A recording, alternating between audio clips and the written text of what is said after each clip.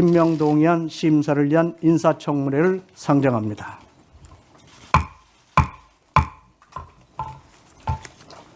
오늘 인사청문회 진행 방식에 대하여 간략히 말씀드리겠습니다. 청문회는 지난 1차 회의에서 의결한 인사청문회 실시 계획서와 교섭단체 간사위원 간 합의에 따라서 먼저 오전에 국무총리 후보자의 선서와 모두 발언을 들은 다음 위원님들의 질의와 공직 후보자의 답변을 듣도록 하겠습니다. 그리고 정회를 한 다음 오후에 속개하여 보충 질의와 공직 후보자의 답변을 듣는 방식으로 진행하겠습니다. 그러면 오늘 인사청문회에 출석하신 국무총리 후보자를 소개해 드리겠습니다. 김민석 후보자께서는 사선의 국회의원으로서 보건복지위원장, 더불어민주당 정책위 의장, 더불어민주당 수석 최고위원을 역임하시면서 풍부한 정치적 경륜과 역량을 쌓으셨습니다. 후보자에 대한 자세한 양력은 배부해드린 유인물을 참조하여 주시기 바랍니다. 다음은 오늘 인사청문 대상자로 출석하신 김민석 국무총리 후보자의 선서가 있겠습니다. 선서는 자리에서 일어나 오른손을 들고 선서를 해주시고 선서가 끝나면 선서문에 서명하여 위원장에게 직접 제출해 주시면 되겠습니다. 그러면 김민석 후보자께서는 자리에서 일어나 선서해 주시기 바랍니다.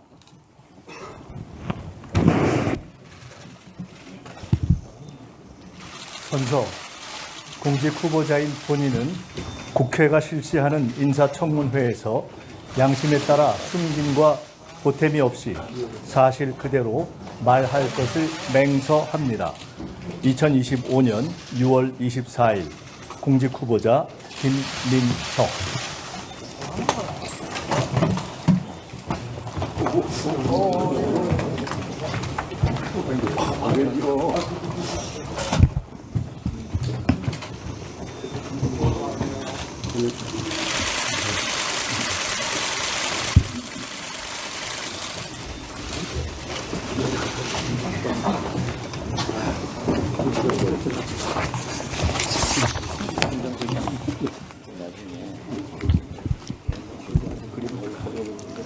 다음은 후보자의 모두 발언을 듣도록 하겠습니다. 후보자께서는 발언대로 나오셔서 인사해 주시고 모두 발언을 해 주시기 바랍니다. 인사청문회법 규정에 따라서 모두 발언은 10분의 범위로 제한되어 있다는 점을 말씀을 드립니다. 존경하는 이종배 위원장님을 비롯한 인사청문 특위위원님, 바쁘신 의정활동 중에 저의 인사청문회를 위해서 수고를 아끼지 않으신 위원장님과 위원님들께 존경과 감사의 인사를 드립니다. 부족한 저를 총리로 지명해 주신 대통령님과 큰 기대와 관심으로 청문회를 지켜보시는 국민 여러분께도 감사의 인사를 드립니다. 빛의 혁명을 통해 출범한 이재명 정부 첫 국무총리로 지명되어 이 자리에 섰습니다. 제겐 큰 영광이 아닐 수 없습니다. 하지만 지난 겨울 한파와 눈보라에도 굴하지 않고 국민 주권과 민주주의를 지켜주신 국민 여러분의 기대에 부응하고 역사적 소명을 다해야 한다는 무거운 책임감이 더 크게 느껴집니다. 저는 총리로 지명된 이후 지난 20여일 동안 한편으로는 청문회에 성실히 임할 준비를 하면서 다른 한편으로는 새 정부가 어떤 방향과 속도로 일해야 하는지를 고민하고 성찰하는 시간을 가졌습니다. 그것이 정책 청문회를 준비하는 성의 있는 태도라고 믿고 쉼 없이 학습에 임했습니다. 오늘 위원님들께서 주시는 모든 질의에 성실히 답변 드리면서 제 정책적 비전과 구상도 함께 점검받는 시간이기를 희망합니다. 존경하는 청문위원 여러분, 대한민국은 지금 안팎으로 총체적 위기 상황에 직면해 있습니다. 12.3 불법 개혁의 부정적 여파는 정치, 경제, 사회, 외교, 안보, 문화 등 모든 분야에서 여전히 이어지고 있습니다. 대외적으로는 복합경제 위기, 공급망 재편, 중동 정세 불안 등 급변하는 국제 정세가 우리 경제와 외교 안보 전반에 큰 부담으로 작용하고 있으며 국내적으로는 민생 경제 어려움 극복과 정책 신뢰 회복, 사회 갈등 완화 등 구조적 과제들이 산적해 있습니다. 슈퍼 복합 넛크래커 상황 속에서 IMF 상황 때보다 더 힘든 총체적 위기 상황이 올 수 있다는 우려가 현실로 다가왔습니다. 출범 20일을 맞는 이재명 정부는 위기 극복을 위한 총력전을 벌이고 있습니다. 민생 경제에 활력을 불어넣기 위한 다각적 조치를 빠르게 추진해 나가고 있습니다. 정부가 제출한 30조 5천억 추경안이 국회에서 통과되면 서민 경제와 골목 상권에 어느 정도 숨통이 트일 것입니다. 국정기획위원회 활동을 통한 정부의 변화와 혁신의 의지도 확고합니다. 대통령님의 G7 정상회의 참석으로 손상됐던 대한민국 국격과 위상 회복을 세계에 알림과 동시에 우리 민주주의의 힘을 재차 확인시켜 주었습니다. 그러나 위기 극복의 길은 아직 멀고 험하기만 합니다. 특히 새 총리와 장관이 임명되지도 않은 상황에서 대통령님의 고군분투만으로 정부가 운영되고 있는 안타까운 상황이 지속되고 있습니다. 속히 정부가 제자리를 찾고 제 역할을 다할 수 있도록 해야 합니다. 인수위 없이 맨바닥에서 맨손으로 시작한 정부가 빠르게 대한민국을 안정적 궤도로 올려놓기 위해서는 여야를 비롯한 정치권의 협조가 꼭 필요합니다. 오늘 이 청문회가 정부의 조속한 안정과 출발을 위한 시작점이 되기를 바랍니다. 존경하는 청문위원 여러분, 저는 과거 IMF 위기 시절 정부의 비대위 대변인을 한 적이 있습니다.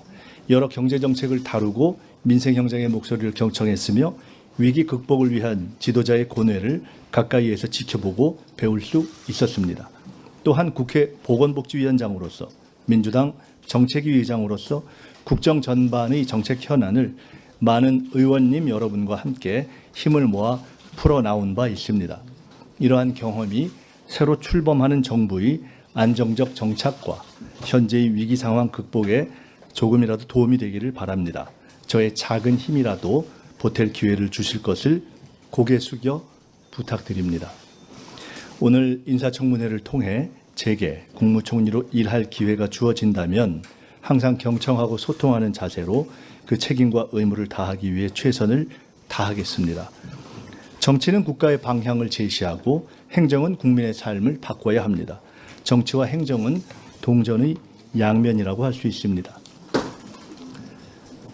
국무총리는 국가의 정치와 행정을 이끄는 대통령님을 보좌하여 내각을 이끄는 대국민 참모장입니다. 새로운 정부에 부합하는 새로운 모습의 총리가 되고자 합니다.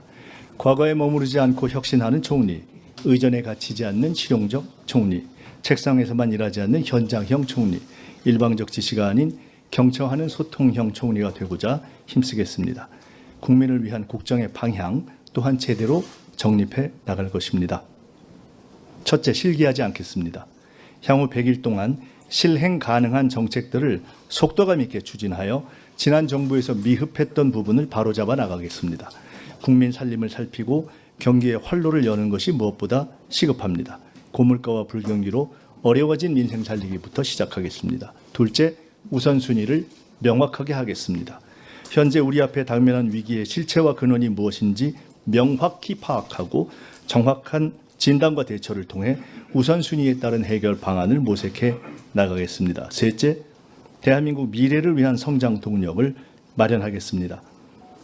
강력한 규제 혁신, 과감한 투자를 통해 AI, 반도체, 바이오 등 첨단 산업을 육성하고 향후 대한민국의 먹거리를 마련해 나가겠습니다.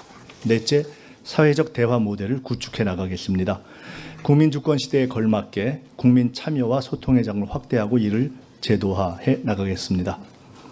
존경하는 이종배 위원장님과 위원님 여러분, 이 청문회는 저 한 사람에 대한 자격 검증이자 동시에 새 정부가 국민 앞에 제대로 서기 위한 준비 과정입니다. 국민은 지금 빠르고 유능한 정부, 소통하고 책임지는 정부를 원하고 계십니다. 국가 위에서 충성하겠습니다. 정부 안에서 책임지겠습니다. 국민 곁에서 경청하겠습니다. 모든 국민을 아우르고 섬기는 모두의 대통령이 되겠다는 이재명 대통령님의 취임사 말씀의 정신을 따라 저 역시 모두의 총리로 모든 국민을 아우르고 섬기겠습니다. 오늘 청문회에서 이런 저의 각오와 함께 특위 위원님들의 검증에 성실하게 답변 드리겠습니다. 국무총리로 일할 기회가 주어진다면 위원님들께서 주신 정책 제언을 임기 내내 가슴에 새기도록 하겠습니다. 국민 앞에서 늘 낮은 자세로 일하겠습니다. 감사합니다.